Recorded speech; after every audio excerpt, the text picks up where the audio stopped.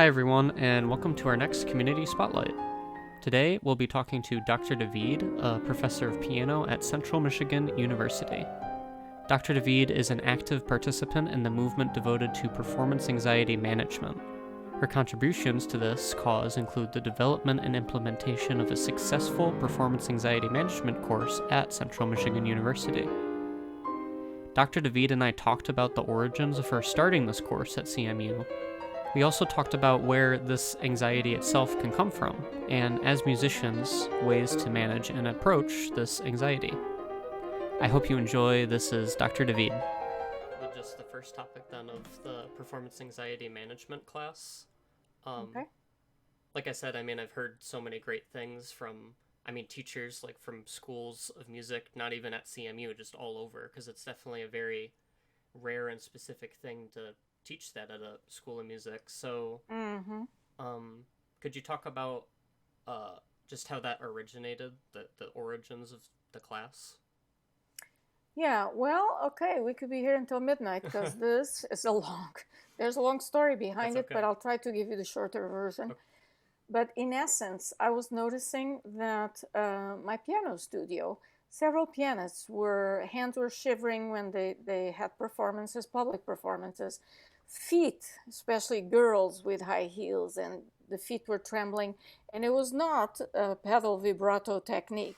it was a nervous reaction. And I myself suffered from performance anxiety ever since I was little.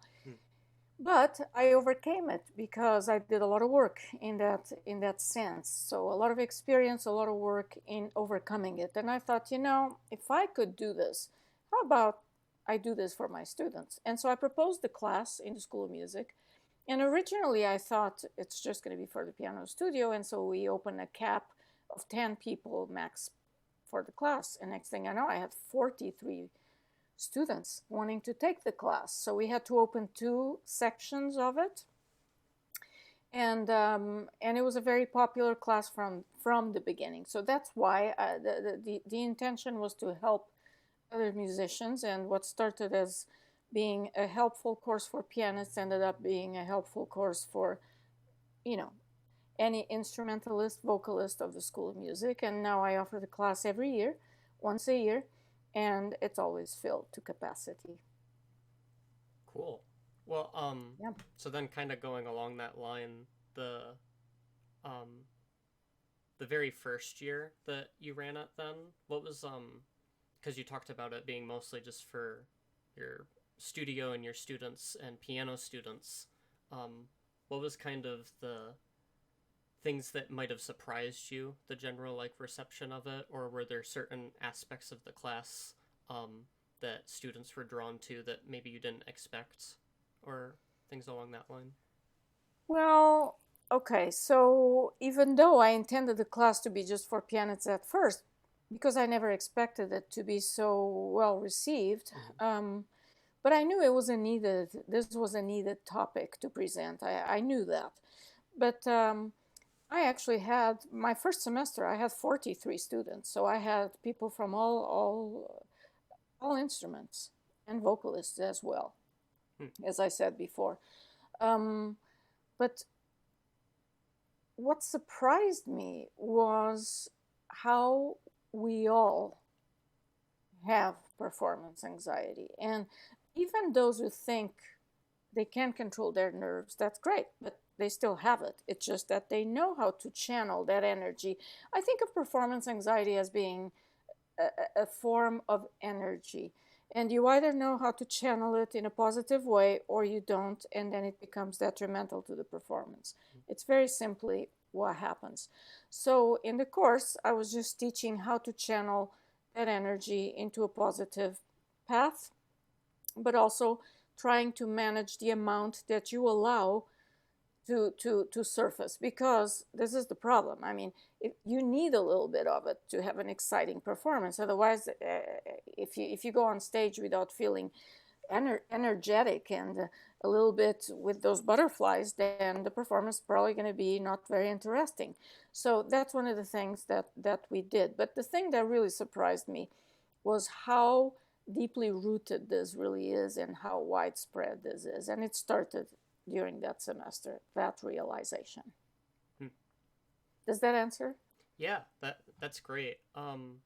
So unfortunately, I mean, I never got to take the class firsthand. I heard like kind of just single stories of like things coming from it. The kind of the overwhelming majority of like my colleagues and people my age was it wasn't approaches towards performance anxiety that they'd seen anywhere else, and it was something, and it was things that surprised them. I think a lot of buzzwords get thrown around for a field such as this, such Mm-hmm. as mindfulness, and that just that one Mm-hmm. form of Mm-hmm. meditation itself, and Mm-hmm. presentness, and uh, certain like breathing techniques, or Mm-hmm. people common mantras of just confidence, and like the more by doing the more Mm-hmm. you gain, and there's certainly truths to those, uh, Mm-hmm. but Mm-hmm. I definitely would like to get your insight of how you structured the class, and what um, how you differentiated, I guess, from those common tropes of the field. Right. Well, in the class, we do include some of those, but we explore it a lot deeper. Mm-hmm. We go further. Um, what basically happens in performance anxiety? It usually starts with a thought, and it usually is a negative thought. Um, but it comes from our subconscious, and it's that little chatterbox we have in our brain. It's that second voice that's always there, and it's always active, and there's a place for it because it really helps us survive, and its intention is to protect us. However, um, it does sometimes take a form of its own, and it cannot distinguish between what's real fear, like a tiger coming in trying, very hungry, really ready to eat you. Of course, you should be very fearful, and you should run as fast as you can, and adrenaline will pump, and all your defenses are activated and super on high alert, as they should. But when you walk on a stage, for heaven's sakes, right? And rationally, we know this. I mean, the audience is not a tiger, although music critics kind of can be. But I mean, nobody's going to be eating you alive. You're just going there to share the music. And even though rationally we know this, intellectually, there's that flight or fight response that's so ingrained that it's in our DNA. So what we can do is try to manage it and be aware of it. So awareness is at the top of my list for this class. So what are your negative thoughts? Start getting in touch with that voice. Once people can identify even the phrases, the words that the little sneaky voice tells them, then we can start counteracting. I'm not one to think that if you're going to say, I'm a great pianist all day, is really going to do much for the performance anxiety. However, if my inner voice says, for instance, before a performance coming up, I'm not good enough, I'm not going to be able to play this, then I can counteract it with appropriate sentences that will make sense at that subconscious level. Does this make sense?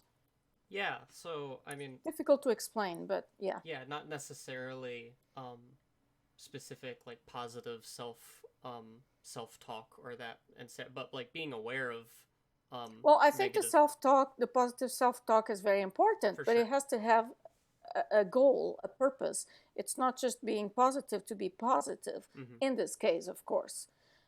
In life, yes, you should be positive. You should try to be as positive as possible. But in this case, it's being positive with a specific goal, which is to counteract that specific statement that your negative subconscious voice is telling you. Sure, absolutely. I think part of it too that I'm getting from you is that also being, you talked about being aware of, I mean, being aware of the anxieties you have, or like a negative voice of, oh, I'm a bad musician, and being aware where that could come from, of, oh, I'm having anxiety this is a super specific anecdotal example, but like Sure. I'm having anxiety about hitting this high note or this technical Right. passage, and being aware of it, because it sounds simple to say, but I can speak from my own experience, just being aware of, oh, that's where my anxiety is coming from, is for that passage or for that piece or for Mm-hmm. playing something from memory. Mm-hmm. Mm-hmm. Just knowing that itself seems like half the battle, kind of. Yeah. Right, it is, but also, so as far as that is all concerned, obviously one needs to be prepared 500% for a performance. Mm. But if you technically know how to master the interval to reach that high note, then that should subside. That fear itself should subside. If there is fear regarding that, then that tells me that there's always going to be technical fears. So I'd say it's important to really work on those passages in a way that's productive. So productive practice is also something we address in the class that I teach, and developing healthier habits, living habits as well. And but yeah, I mean, one has to be 500% sure before one goes on stage. Then then we can work on the rest, on what that anxiety really Right. is. Yeah. I'd like to talk about some of that, the practice habits that you've explored in Mm-hmm. the class, because I wanted to, something that was on my mind was the common responses to performance anxiety that I've seen around me and that I know I've definitely done for kind of solving them through oneself and your own practice. The two main responses I've seen is, again, an example for myself is over practicing, maybe whatever that might be, of practicing a passage uh, repeatedly over and over and over to give some sense of peace for that anxiety and calming that, and uh, definitely isn't approaching it like you said in a intelligent manner. Well, yeah. You're throwing time at it, and then Mm-hmm. the second way is avoidance. And Mm-hmm. I've been even in chamber groups like that where there's sections of a piece that there's almost fear from the group about like a certain, and you just avoid it. Um, yeah, all Well, that, I yeah, mean, the avoidance, you're talking about one of the many coping mechanisms that we have. I mean, yes, procrastination is another one. Um, Feeling sick before a performance, the headaches, okay, those are somatic complaints. There's confusion. Where's middle C on the piano? Where do I start? I mean, those, even apathy, like you said, and hypervigilance, all of these, issues with external factors. For instance, you blame the light, you blame everything around you, you blame for you not really doing your thing. So these are all instances of performance anxiety that are more hidden, you know. But they all signal a little bit. If of course they are in if they exhibit themselves in this context, they are hidden performance anxiety a little bit. hmm, Yeah, but practicing intelligently, that right, is one thing that, um, of course, young people don't know, and that's why we faculty members get paid to teach folks how to do it. My take on this is you do not approach the instrument every day without a specific goal. You do not play a note without having a clear, distinct technical and artistic goal for how you're going to proceed. So this business of just repeating mindlessly over and over and thinking that this is gonna make it more solid, well, it's not really, unless this is behind it and you are on the piano. We think of note to note as a choreography. So you practice that choreography just like dancers practice their choreography on stage. It's the same thing.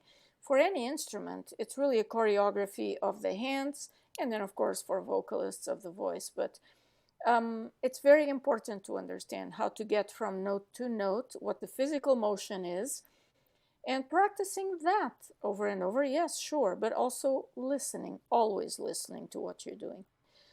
Thinking that all these items are separate. I'm going to work about technique. Okay, then I'm going to work on phrasing. Then I'm going to work on, no. This is all together from note one, from day one when one starts reading the piece. And then the brain starts absorbing it.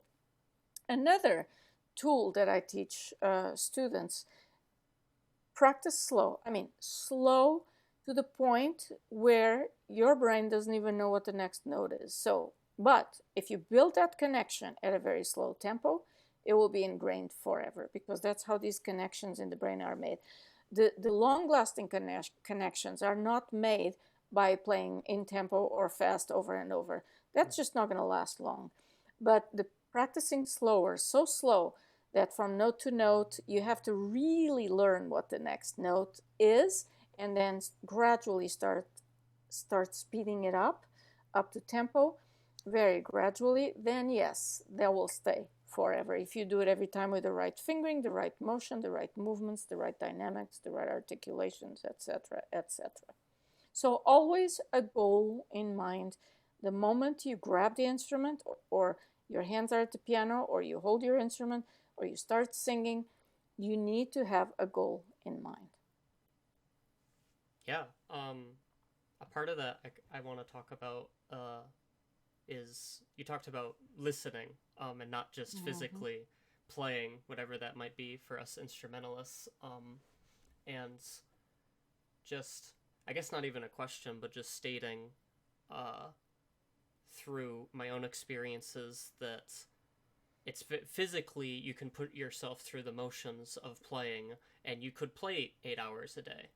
But talking about, I know for myself this looks different for every single person, but for me to be really engaged mentally and like really concentrated listening and like focus practicing, it changes from day to day, but really it's about like a 3 hour limit for me to be Of course it in is. in the moment. And I think that's just important for people to realize that the mental bandwidth that you have is going to be far shorter than the physical bandwidth you could have to just like force yourself to go through the Well, motions, but kind of. also even the 3 hours, I advocate practicing no more than 30 minutes at a time. You get up for 5 minutes, Yes. you do compensatory exercises for we are always leaning forward. So in that class, I also teach what are some exercises that we can all do every 30 minutes, and it takes some, of course, some breathing is essential as well, breathing techniques. But then going back to it, and again, you take 5 minute break, you'll practice much better the next half hour, and on and on. So yeah, but I mean, we are not made to focus completely like this for long periods of time. I mean, when you're driving or you're walking, you always space out a little bit, then you go back to are you Right. walking? Yeah. This is how we're wired. This is how we're wired. So of course you're not going to be, even for the half hour, there will be off and on moments of focus and non-focus. So allow the non-focus to happen, but then redirect it again to what you're doing. And listening is huge, because after all, we are musicians. We're dealing with music. If you don't listen, what are you doing? So the moment your hands start playing the instrument, the moment you start blowing into the instrument, the moment you start singing, the moment you start playing the piano, you need to put your ears outside of yourself. So this is something I also teach. How to do that, because it's very difficult. Yeah. What do you, because you mentioned breathing exercises and like some physical movement. What did some of those look like in the class? Well, the breathing exercises are just um, standard breathing exercises, Kind of like meaning box breathing or well, the complete full breath, meaning first we explore abdominal breathing alone, isolating the abdomen, mm-hmm. inflating the abdomen, the tummy like a basketball, and then inhaling and exhaling that way. Then we focus on on the rib cage breathing, which is the middle, and this one is the hardest, because what it is, you feel just that middle and expand the rib cage. So it takes a lot of focus to do that. And then, of course, the chest breathing, which is the shallowest. And when we suffer from performance anxiety or any anxiety, the breathing becomes just chest breathing, very shallow, and rapid, and then of course we hyperventilate. So this is one of the things we teach is the abdominal breathing is probably the best. Not only does it lower blood pressure, it just brings blood to flow in all of your internal organs, and it slows down that kind of rapid, shallow breathing. It becomes deeper breathing. So we do all three together then, the abdominal, rib cage, and then chest, and then we exhale. But then there are other exercises that go along with that, with counting, with focus, visualizations, etc. Just all with the intent of focusing, because that's part of the problem. Obviously, when we are on stage and we lose focus because we're thinking, I can't do this passage coming up. Well, that already you lost focus. If you're thinking about a passage coming up or how cool it will be when you're done and you can have your martini, I mean, then you're not focusing on what you're doing, right? Right. Yeah, so we do these breathing exercises. We do breath awareness only, which is a technique of mindfulness. Observation of what's going on in your body. And exercises along those lines. Okay, so like observations as in just various senses. Exactly. Okay. Exactly. And just being more in tune what's going on inside your arms. I mean, what's going on inside your hands. You know, try to feel those little fibers, those little, now let's relax. So we do deep relaxation as well, where we direct our mind into each part of our body and we make it as relaxed and heavy as possible. This is, of course, done lying on the floor or sitting at a chair, on a chair. Yeah, there's just a variety of exercises. I wanted to talk about just, it'll be a hard question, but like just some specific, I guess, case study, if you will, of just people I've seen around me and like my own experience with academia and musicians in academia of a performer that puts in a large amount of time and technically, because we talked about technical preparedness and like with an interval and really being confident in that.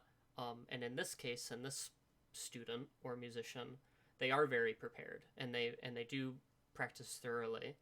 But in terms of performance anxiety, I've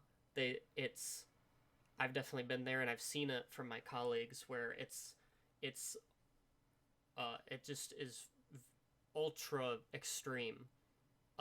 Every performance that they may encounter, and it's just this very extreme ordeal to go through just playing for I mean, I've seen it through people I know just playing through like a few friends in a practice room and others. So what might your advice be for someone in that instance? Well, okay, so here's the thing.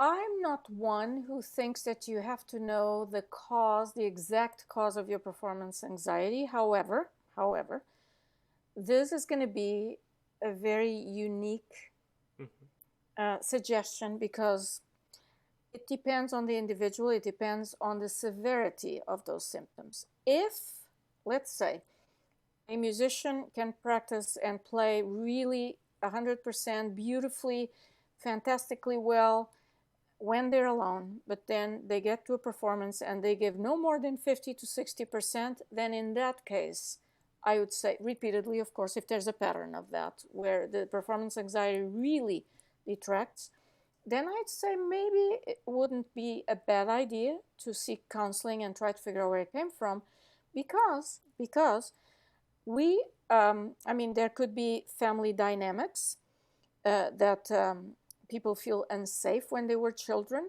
that kind of thing. The humiliations of somebody, a parent or somebody else, a teacher saying you're never good enough, you're not good, it's not good enough, it's never fine, so you're never going to make it. Cruelty of teachers and other traumas, that kind of thing. So the importance attached to a performance, that's a huge one too, because no performance is more important than any other. Whether I give a recital here at my house or I give the recital at Carnegie Hall, it's not more important because really, in the scheme of things, of what we do, it's just one more gig. But it's how you interpret it. So again, the techniques are to try to find presence of mind to be in the present moment and detract from those thoughts, because once again, those are thoughts that come in and that take away from the present moment and your true self, from who you truly are. But if the performance anxiety is really severe, for somebody who's really passionate about doing it and knows inside him or herself that they can do it, then I'd say maybe it's time for some counseling. And there's nothing wrong with that. Absolutely nothing wrong with Absolutely, yeah. it. Yeah. But there are so many techniques one can explore before one even takes that step, I think. Yeah. One being the mindfulness. I mean, being in the present moment every day. If you do 10 minutes or even 5 minutes of just sitting with your eyes closed and observing your breath. How do you inhale? How do you exhale? Is the inhalation longer than the exhalation? How am I getting tense when I inhale? Am I not? Etc. Just observing, feeling the air going, inside, down into your lungs, then out again.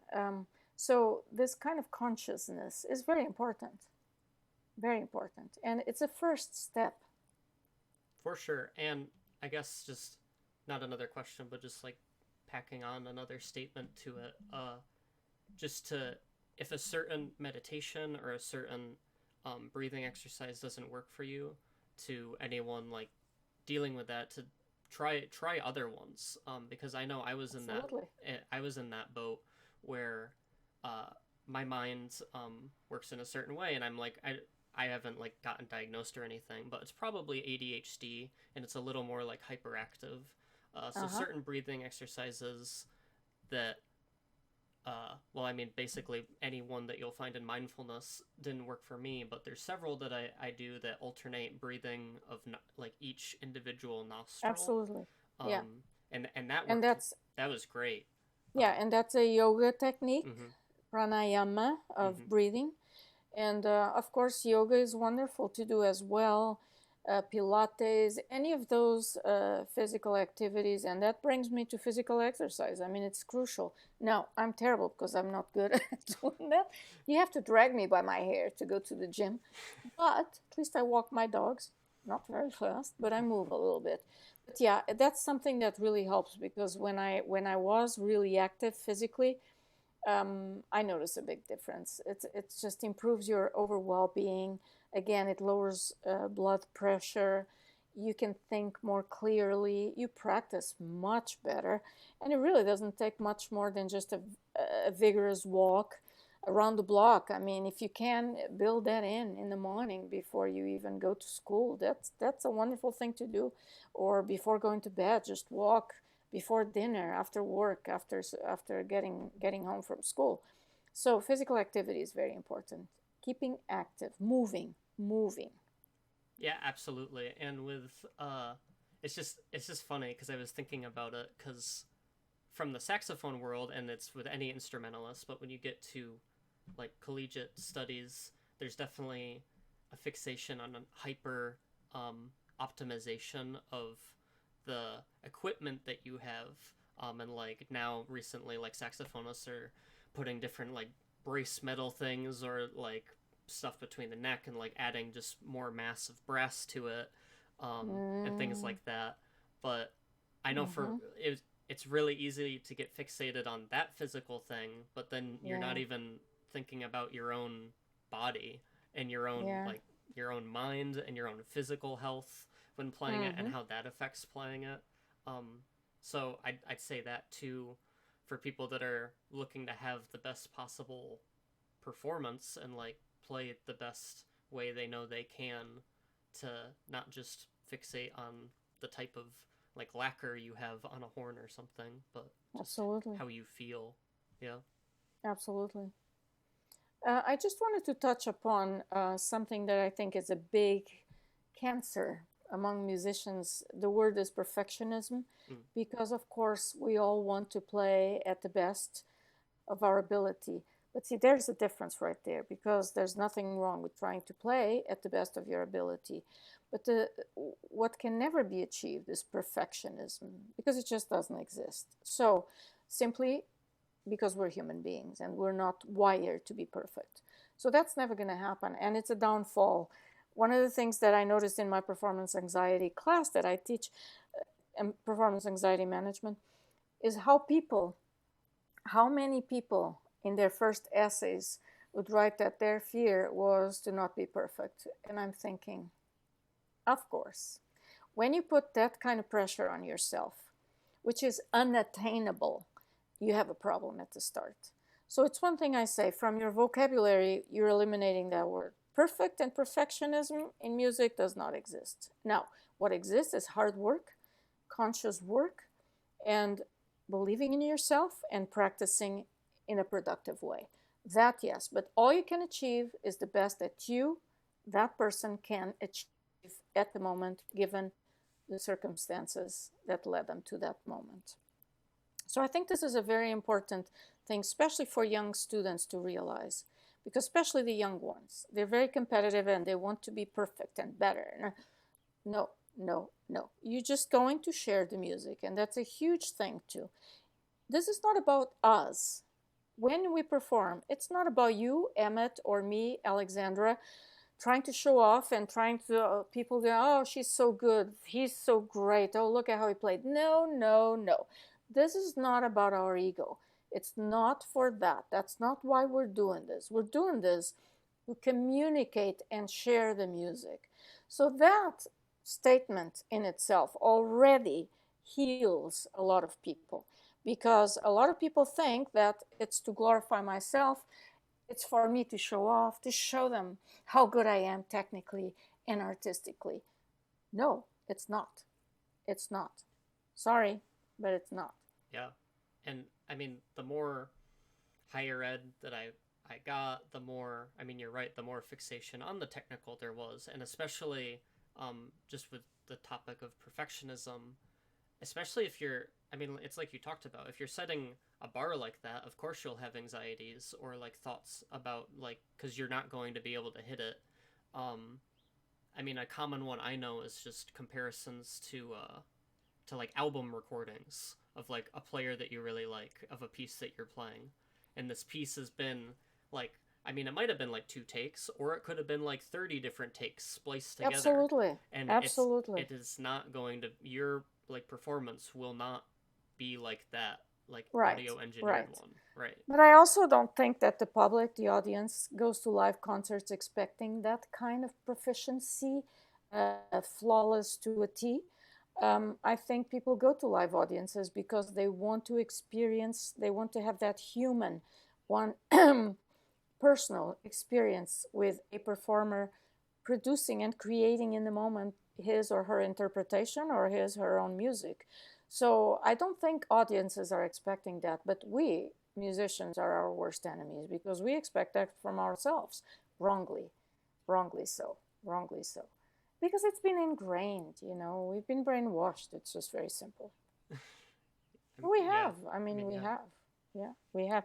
And it's when we were told that we were not good enough, and when we were younger, and that it was never good enough because it can always be better, we, as children, we start interpreting it as, if I'm not good enough, I'm not good enough as a person either. So there's an identification with the performance that we give. So if our performance doesn't go so well, then we think we are not a good person. Therefore, kids cry backstage, that was terrible. No, it wasn't terrible. You did your best for this moment. Next time we try, and it's going to be different. So I am happy and relieved to see that pedagogical methods are changing, especially in this country. They're way more lenient than in Europe. I am a product of a conservatory, so it was very, and it still is prevalent in Europe, but I think things are slowly changing in the right direction. And now we can talk about performance anxiety. I remember when I first noticed that I really was suffering from it, and I approached my teacher, You say, we don't talk about that. No, you don't suffer from that. No. Just keep practicing, you'll be fine. Well, of course, because at the time it was taboo. And if you talked about it, there was something wrong with you. And so you didn't talk about it. And all of a sudden is this explosion. Everybody feels it. And now we're talking about it. So it's a good thing. Things are moving in the right direction. I'm very pleased. So since I talked a little bit about mindfulness, and that's a great exercise to start redirecting the mind and all those crazy thoughts to stop and going inwards, let's just do this little exercise, Emmett. So let's do it together. Okay. And I'm going to guide you and the viewers. And what I'd like for you to do is, first of all, just sit with feet flat on floor, and slowly you're going to start closing your eyes. And then I'd like for you to tune into my voice and to just feel that this moment's going to be a very important moment for you, because we are basically trying to forget about everything that's going on in the world, every kind of homework or performance you have coming up. No, none of that really matters right now. What matters right now is just this moment in time, which is your little moment. And I'd like for you to start focusing on your breath without changing it at all. I don't want you to do a deep breathing exercise right now. You're just observing your natural breath. Observe how you inhale and how you exhale. Do not judge, just observe. And I'd like for you to notice whether your inhalation is longer or shorter than your exhalation. Maybe they're the same. You're not changing them, you're just observing. Quietly.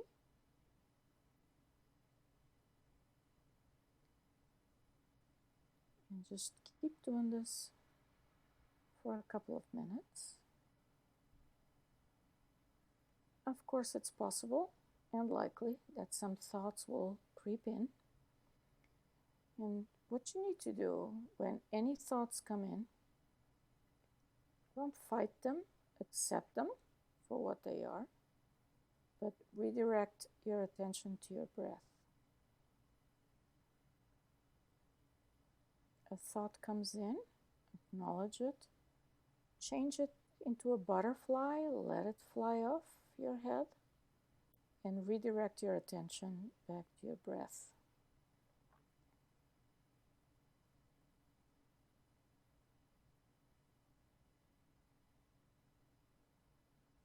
And with each exhalation, just feel an increasing level of relaxation.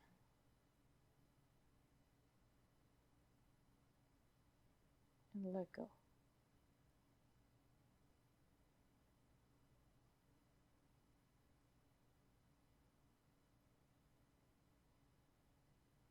Again, try not to judge whether your breathing is shallow or deeper.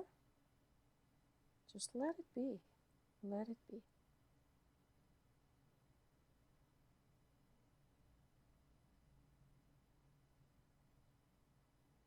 If it's easier, you can add counting to the breathing.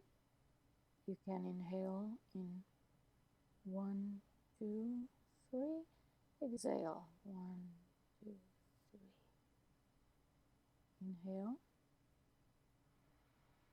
Exhale. Just count according to your pattern of breathing. Some people might want to count to 5 if that's how their breathing is. But again, you're not trying to take deep breaths.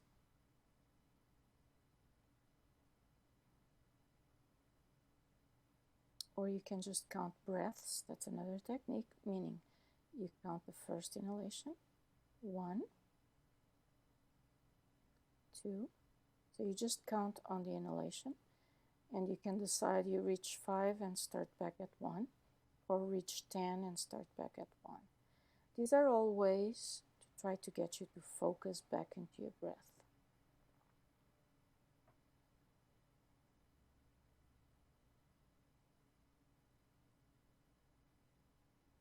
And when you're ready, I'm going to ask you to open your eyes. And I'd like for you to share your experience with that. How was it for you, Emmett? Something I haven't done in quite a while, and it's interesting too, that, I mean, as you were leading it, when you, at the beginning, when you said, don't judge the breathing or the thoughts, I mean, it's exactly where my brain went, and I'm guessing for like a decent amount of people, like, trying it, is that immediately I was like, oh, my in-breath isn't long enough, or that isn't even, Absolutely. and things That's like that. exactly it. That's Yeah. exactly it. And it's so important to just sit and observe, because what you're doing there is, again, what you do when you have a negative thought coming in prior to a concert. I mean, instead of listening to the thought, you just let it go. A thought is a thought. You're going to have those. We cannot eliminate those. This is just not what we can do. But you don't have to engage in conversation with them. So you have to change that conversation. You hear them, let them go. You don't need to believe in them, and you don't need to entice them, which is what we do when the anxiety keeps getting more, and more. You're really engaging in a conversation with that negative thought. So this is a simple exercise you can do backstage. But here's the other aspect of this. I can teach you 5,000 exercises, but here's the problem. If you don't do them regularly, on a regular basis, and I'm talking daily, some of them are cumulative. So you get better as you do them on a daily basis. Then just doing them prior to a concert is not going to do, it's still going to be beneficial, but not as much as it would be if you're doing this on an ongoing basis. Yeah, just to add on to that, I was gonna say also, like, one of the things I was experiencing is that I felt way every single time I've done this too, it's consistent, is that I felt like way better afterwards than I anticipated I would. Kind of like, I mean, anytime it felt very similar to just like working out, when people are Of like, oh, course. I don't want to do that, or like, oh, I'm not so sure about this, and then afterwards you're always glad that you did it, and it's very similar to that. Yes, it is. And we are lazy to get going at these things. Right. And we only do it when we are. I'll give you a specific example. I got a call literally 2 days ago from a student who took my class in the past and who tells me, I have this performance coming up. I'm freaking out. I took your class. I'm doing all these exercises. And I only asked him, I said, what about the thought replacement technique? If you identify the thought that's coming in, that's bringing you down like this, it says, oh, I forgot to do that. Well, here's the thing. I mean, we forget, because we all, especially people who take the class, or even I mean, I know what to do here, but often I don't, because it's also part of being human. Again, we are not perfect. This is not who we are. So we just need to be reminded, but gently. This is not to place a guilt trip, because then you're going to be anxious because you didn't do it and you should have done it. And so then we have a whole set of problems, and it becomes this vicious cycle. But there are a lot of apps out there, iPhone apps that you can download, smartphone apps regarding mindfulness and meditations that you can do before you go to bed even. And all you have to do is just download them and press on the button, become register, and do it. If you have to pay, sometimes it's not that much. But the point is, you have to do it. Without doing this takes as much practice as practice on the instrument. You're training your mind. You're training your mind to be a little more positive. Yeah.